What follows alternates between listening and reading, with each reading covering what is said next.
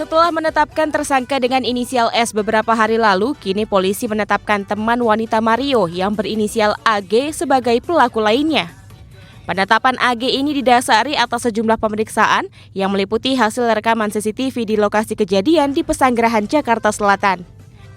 Selain itu, polisi juga mendapat bukti dari detail percakapan di smartphone pelaku yang memancing korban keluar. Ada perubahan status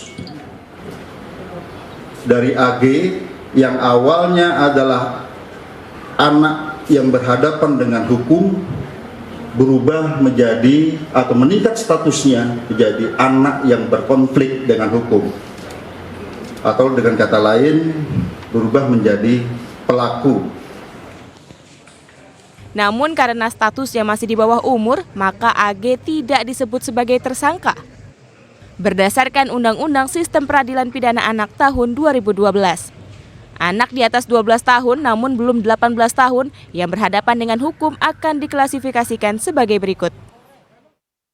Pertama, anak yang berkonflik dengan hukum alias yang diduga melakukan tindak pidana. Kemudian, anak korban atau anak yang menjadi korban tindak pidana baik fisik, mental, dan kerugian ekonomi. Dan yang ketiga, anak saksi, anak yang dapat memberikan keterangan guna kepentingan penyidikan. Dengan adanya klasifikasi khusus, maka perkara peradilan pidana anak pun berbeda dengan perkara pidana biasa. Penyelesaian perkara peradilan pidana anak lebih didorong ke upaya diversi atau pengalihan penyelesaian ke proses di luar peradilan pidana. Dalam pasal 10 Undang-Undang Nomor 11 Tahun 2012, diversi dapat berbentuk perdamaian dengan atau tanpa ganti rugi.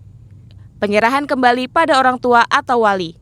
Keikutsertaan dalam pendidikan atau pelatihan di lembaga pendidikan atau LPKS paling lama 3 bulan atau pelayanan masyarakat. Namun untuk mencapai diversi ada 2 syarat yang harus dipenuhi, yakni diancam dengan pidana penjara di bawah 7 tahun dan bukan tindak pidana pengulangan. Dengan kata lain, jika nantinya para pelaku, khususnya AG, dijatuhi hukuman 12 tahun penjara sebagaimana pasal 355 tentang aksi penganiayaan yang direncanakan, barulah ia akan dipenjara. Dari Jakarta, Aji Atmoko, RTV.